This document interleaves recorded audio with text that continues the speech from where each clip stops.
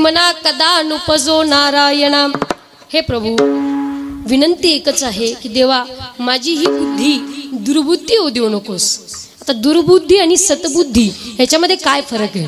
सतबुद्धी म्हणजे काय, दुर्बुद्धी म्हणजे काय? ही जी बुद्धी जी भगवंताने आम्हाला दिलेली आहे, कारण का एक सांगू, जे गिफ्ट भगवंताकडून आपल्याला भेटलंय ना, जो उपहार तुम्हा सगळ्या सर्वसामान्य जीवाला भेटलाय, कोणत्या जीवाला?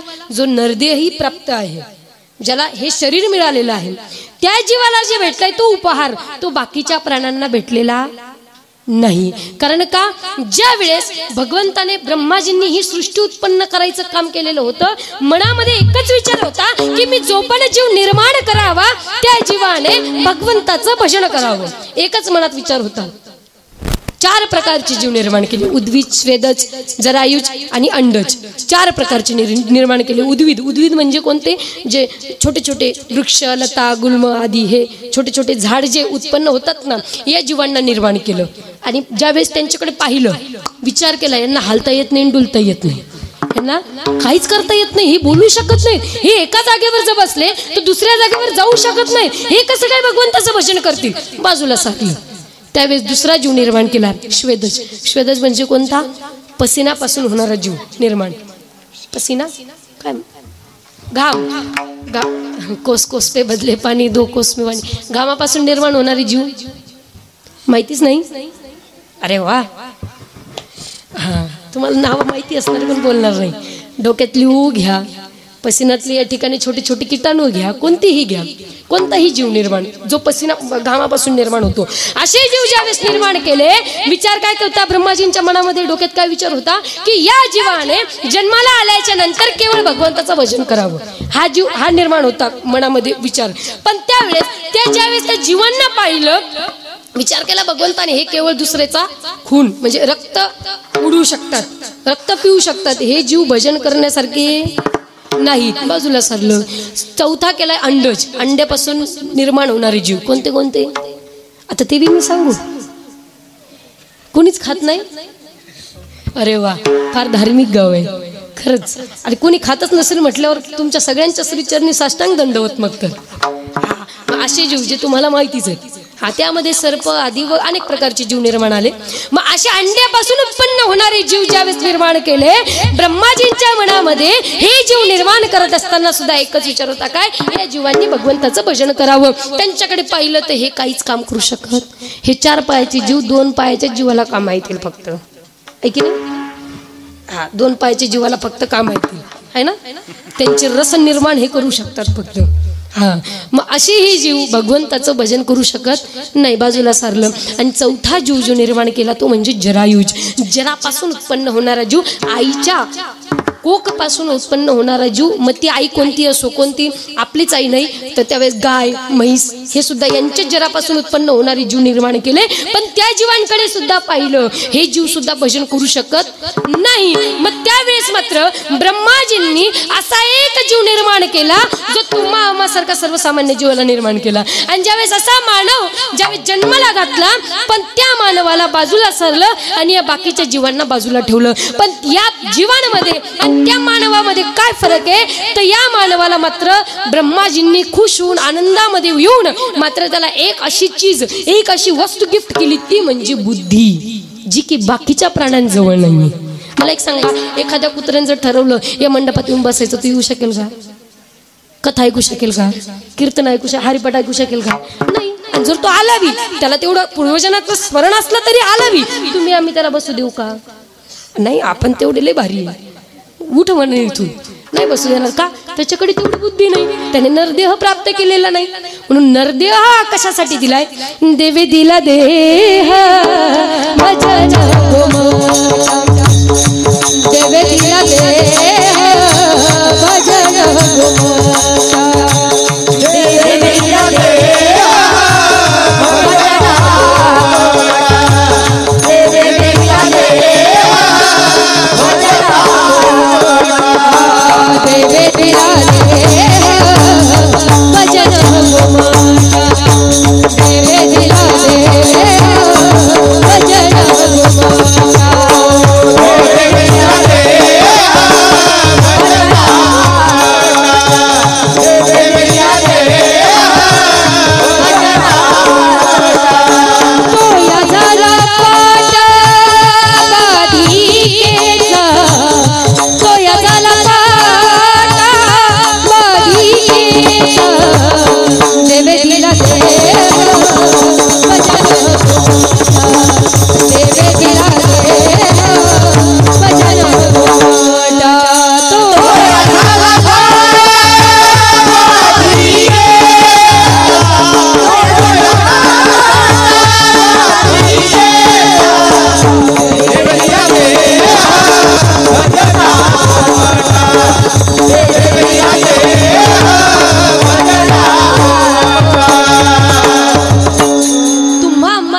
जीवांना ज्यावेळेस निर्माण केलं, ब्रह्माजींची एकच अपेक्षा होती की या जीवाने भजन करावं, मग त्याला ते कळावं भजन काय आणि पिक्चरची गाणी काय, त्याला त्या जीवाला कळावं. ह्याच्यासाठी भगवंताने त्याला काय दिली, बुद्धी दिली. मग तुम्हा आम्हासारख्यांनी जी ही बुद्धी दिली ना, मग या बुद्धी ही सतबुद्धी काय आणि दुर्बुद्धी काय, अशी जी बुद्धी ज्या भगवंताने कशासाठी दिली, कशासाठी दिली, त्याचं नामचिंतन करण्यासाठी दिली. पण तुमच्या आमच्यासारखे जीव काय करतात, त्याला संसारामध्ये लावण्याचा प्रयत्न करतात, त्याला परिवारामध्ये, लेकी बाळामध्ये, त्या मोहामध्ये, गाडीमध्ये, बंगल्यामध्ये जी बुद्धी लावतात ना, तिला दुर्बुद्धी म्हणतात.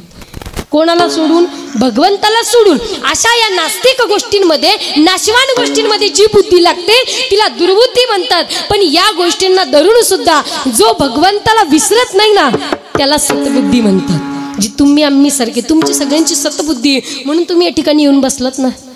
इथं आपली जर सद्बुद्धी राहिली नसती, मी इथं आले नसते, तुम्ही तिथं आले नसतात. म्हणून सतबुद्धी. मग अशी ही बुद्धी देवा तुम्ही आम्हाला द्या. तुम्ही विनंती करतात, कोण तुकोबर आहे, दुर्बुद्धी ते म्हणा कदा उपजो नारायणा. देवा माझ्या मनामध्ये माझी ही बुद्धी कधी दुर्बुद्धी उपजू देऊ नको, कधी हे सतबुद्धीचा परिणाम कधी दुर्बुद्धी मध्ये होऊ देऊ नकोस. म्हणून त्या ठिकाणी आता दुर्बुद्धी कोणती, आता हे बघा, तुम्ही आणि मी म्हणजे सर्वसामान्य जीव, तुमच्या आमच्यासारखा सर्वसामान्य जीव आणि तो पांडुरंग परमात्मा. जीव आणि शिव हे दोघं कोण आहेत, मित्र आहेत. झोपले नाहीत ना, भाषा कळती ना, जागे आहात ना, मग एकदा भजन करा, विठ्ठल विठ्ठल.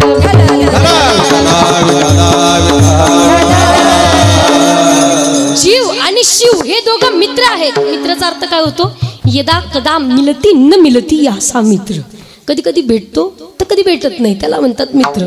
मग हे दोघं सखा आहेत. सखाचा अर्थ काय होतो, सह खादती सह खेलती याचा सखा.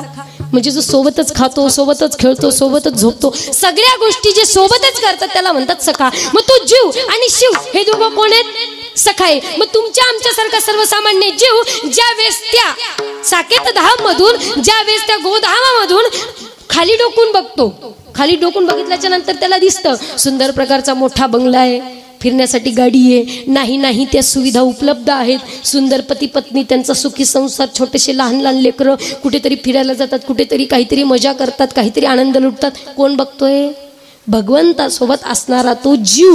ज्यावेळेस खाली डोकावून बघतो, बघितल्याच्या नंतर त्या मोहामध्ये तो अटकतो. त्याला काय वाटतं, असं माझंही घर व्हावा, अशी माझीही गाडी व्हावी, अशीच माझा सुंदर एक सुंदर छोटासा परिवार व्हावा. कोणाला वाटतं, त्या जीवाला वाटतं. माझी भाषा कळती ना, त्या जीवाला वाटतं. आणि तो जीव मात्र भगवंताला काय करतो, विनंती करतो, देवा मला खाली जाऊ दे. कशासाठी जाऊ दे, देवा मी जातो ना, तुझ्या नावाचं चिंतन करतो, तुझ्या नावाचा प्रचार प्रसार करतो, मला एकदा खाली जाऊ दे. तो सख्याला विनंती करतो. कोणता सखा, जो ब्रह्म आहे, जो शिव आहे, जो पांडुरंग परमात्मा, त्याला विनंती करतो. आणि भगवंताला असं वाटतं माझा सखा आहे, आता येईल. म्हणून तो विनंती करत असल्याने त्याला म्हणतो, काय काय प्रमाण देशील, लवकर येशील. म्हणून तो म्हणतो, देवा मी वचन देतो ना तुला, मी वचन देतो, मी लवकर येतो म्हणतो, पण मी तुला विसरत नाही, मी आता येतो, काही क्षणामध्ये येतो. वचन देऊन मातेच्या गर्भामध्ये येतो. गर्भात अडकल्याच्या नंतर सुद्धा 9 महिने 9 दिवस देवाला एकच विनंती करतो, देवा मला इथून काढ ना, मला इथून काढ. मला एक सांगा, तुम्हा आम्हासारख्या जीवांना एक अशी खोली, तिथं केवळ मल आणि मूत्र भरलेलं आहे. कोणतं, मल आणि मूत्र. अशा एका रूम मध्ये जर कोंडून दिलं आपल्याला, तुम्ही आम्ही राहू का, राहू का, तुम्ही राहाल नाही, राहणार मायबाप. पण तुम्ही आम्ही राहून आलोय, मातेच्या गर्भामध्ये मल आणि मूत्रच्या अलावा काहीच नसतं. पण अशा गर्भात सुद्धा 9 महिने 9 दिवस तुम्ही आम्ही राहिलो. आणि जन्म घेतल्याच्या नंतर क्वाहम क्वाहम क्वाहम बार बार रडायला सुरुवात करतो तो जीव. कोण मी, कोण तुम्ही, मी तुम्हाला ओळखत नाही. भगवंताला सुद्धा म्हणतो क्वाहम, मी स्वतःला ओळखत नाही, तुला कधी ओळखणार. पलटून जातो, लगेच मिनिटात पलटतो. पण तो जीव ज्या वेळेस या संसारामध्ये येतो, त्या भगवंताला जिथे वचन देऊन आलेला असतो ना, त्याला मात्र मायबाप संसारातली नातीगोती खरी नाही. पण जो सखा आपला वरती वाढ बघतोय, ज्याला वचन देऊन आलो, कशासाठी आलो होतो, ते काम मात्र आपण केलेलं नाही. मग ते काम करण्यासाठी ज्या वेळेस तो जीव येतो आणि संसारात या मायामोहात अटकतो. कसा आहे तो जीव, भागवतात मध्ये वर्णन आहे, तुम्ही तैजींच्या मुखातून ऐकलेलंच असेल. भवाटवीचं वर्णन येतं. भवाटवीचा शब्द अर्थशब्द काय होतो, भव म्हणजे संसार, अटवी म्हणजे जंगल. इकडे लक्ष द्या. ते लेकर आहेत जाऊ दे. भाऊ म्हणजे संसार, आठवी म्हणजे जंगल. या संसार रूपी जंगलातून एक जीव. कसा आहे तो जीव? एक व्यापारी. एकदा भजन करा मग सांगते. विठ्ठल विठ्ठल. तुमच्या आमच्यासारखा सर्वसामान्य जीव एकदा व्यापार करण्यासाठी निघाला. फार मोठा व्यापारी होता मायबाप. आणि व्यापार करण्यासाठी जात असताना संध्याकाळची वेळ होती. सूर्यदेव अस्ताला गेलेले होते आणि त्याने पाहिलं की आता अंधकार होणार आहे. आपल्याकडे फार अमोल किमतीच्या गोष्टी आहेत काही काही, त्या जर चोरून गेल्या तर आपला मात्र काही ठाव ठिकाणा राहणार नाही. काय करावं त्याने विचार केला. समोर पाहिलं तर जवळपास 200 किलोमीटर अंतराचं व्यापलेलं एक घनदाट अरण्य होतं. त्याने विचार केला एवढा अमोल किमतीचं सामान आपण एका बैलगाडीमध्ये नेऊन ज्यावेळेस ते जाऊ तिथे हिंसक जनावर येतील, मला देखील खाऊन टाकतील आणि या वस्तूंचं अस्तव्यस्त याला करून टाकतील. काय करावं? समोर पाहिलं त्याला 2-3 घरं दिसली. घराजवळ गेला. बरं काहीतरी रिश्ता म्हणजे काही संबंध नव्हता, काही नाती गोती नव्हती, पण तिथे संबंध कसा जोडायचा हे सांगते. तुम्ही आपली सारखे सर्वसामान्य जीव संसाराशी संबंध कसा जोडतात त्या भगवंताला विसरून याच्यावरून सांगते बरं का. तो जवळ गेला. त्याचं काही नातीगोती नसताना त्याने दरवाजा ठोकला. घरामध्ये जी बाई होती मालकीन ती बाहेर आली. म्हणली कोण आहात तुम्ही? या बाबाने गेल्याबरोबर राधेश्याम जी सीताराम महादेव आप कैसे हो? ठीक ठाक हो? आपकी तब्येत ठीक ठाक है? बोले अच्छा. आता त्या बाईने विचार असा केला एवढा नम्रतेने बोलतोय, एवढा हात जोडून बोलतोय, एवढा सुंदर वाणीमध्ये बोलतोय म्हटल्यावर हा कोणीतरी आपल्या पतिदेवाचा कोणीतरी सखा संबंधी असावा जो की माझ्या परिचयाचा नाहीये. तिने विचार करून त्याला मात्र घरामध्ये घेतलं. घरात गेल्याच्या नंतर तो बाबा एका पलंगावर बसला. तिने जल दिलं आणि जल देऊन ती त्याच्याकडे पाहू राहिली. हा कोण आहे जो की आतापर्यंत माझ्या पतिदेवाने मला सांगितलं नाही? हे बघा बरं, कोणाच्याही द्वाराजवळ जर गेला तर 5 गोष्टी कोणीही बघत असतं शास्त्रानुसार. वस्त्रेन वपुषा वाचा विद्या आणि विनयनच. वस्त्र, त्याच्या अंगावरची वस्त्र कशी आहेत हे बघत असतो. कोणीही घरात येणारा पाहुणा असू द्या, एखादा भिकारी असू द्या, त्याच्या अंगावर चांगली गोष्ट आपण काय म्हणतो? हे चालता हो इथून चल म्हणतो की नाही म्हणतो. पण तोच व्यक्ती जर चांगले कपडे परिधान करून कडक इस्त्रीचे कपडे परिधान करून आलेला असू द्या बरं, त्याला काय म्हणतो? या या या या बसा बसा, स्वागतम स्वागतम, आई आई विराजी. त्याला आपण 4 वेळा म्हणून त्याला घरात बोलू. कशावरून?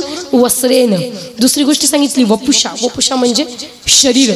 त्याचं खातेपिते घरचं शरीर आहे की असं आहे हे आपण पहिले बघत असतो. म्हणजे खातेपिता जर असला तर म्हणतो हा मोठ्याकडून कोणतरी घरातला दिसतो बरं का, आणि बारीक असला कोणतरी गरीब आहे म्हणून वपुषा. 34री गोष्ट सांगितली वाचा. त्याची वाणी कशी आहे, त्याच्या बोलण्यामध्ये किती मधुरता आहे, किती कठोरता आहे की किती मधुरता आहे. एकदा म्हणलं हे चल मी तुझ्या घरी आलो, चल मला चहा पाणी, असं म्हणलं तर जमेल का?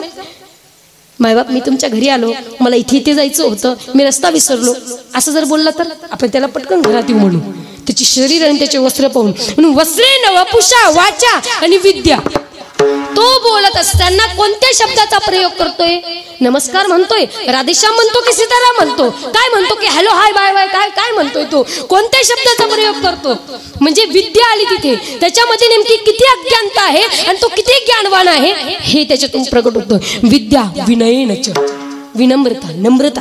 किती हात जोडून बोलतोय आपल्याला, किती बारंबार, का असं एकदम ताटपणे एकदम कठोर वाणीमध्ये बोलतोय हे त्याच्यात सुद्धा पाहिलं जातं. मग त्या बाईने हे 5 वस्तू ज्यावेळेस त्या माणसामध्ये त्या व्यापारीमध्ये पाहिलं, ती म्हणली आइए जी महाराज, विराजे विराजे, अभी मेरे पतिदेव बाहर गए हैं, अभी आएंगे, कोई बात नहीं आप अंदर आइए. तो आतमध्ये आला, चहा पाणी झाला. संध्याकाळचं त्या बाईने जेवण केलं, सुंदर जेवण झालं. आणि त्यावेळेस रात्री झोपण्याच्या वेळेस तिचा मालक घरी आला. मालक घरी आल्याचं पाहून हा बाबा तटकन उठून बसला. त्याला वाटलं आपली काही नाती गोती इथे नाही, मी यांचा कोणी लागत नाही, हे माझे कोणी लागत नाही, पण यांच्या घरात आपण थांबलोय ना. आल्या आल्या हा बाबा उठून उभा राहिला.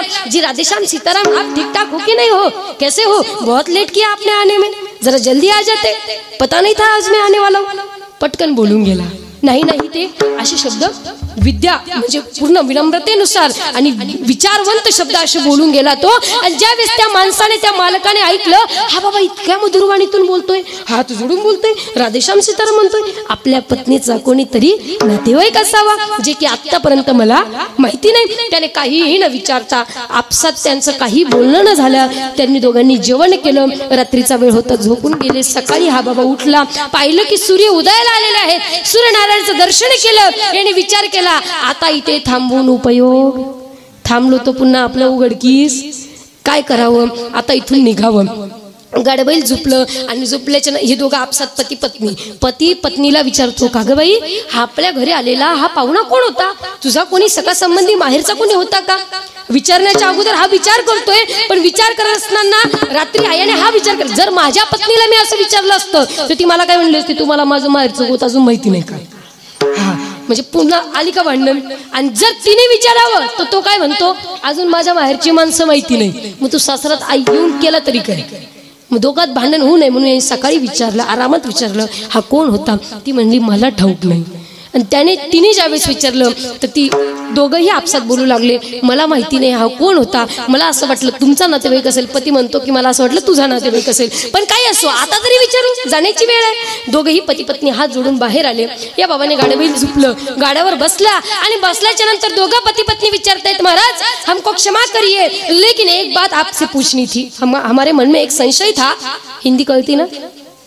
तुम्हाला पिक्चर कळते, कीर्तन न कळायला काय हरकत आहे की नाही? टीव्ही समोर बसू द्या, सुंदर कळतं आपल्याला, सगळे सिरियली बघतो आपण. कीर्तन न कळायला काय हरकत आहे? बोलू ना मग एकदा भजन करा विठ्ठल.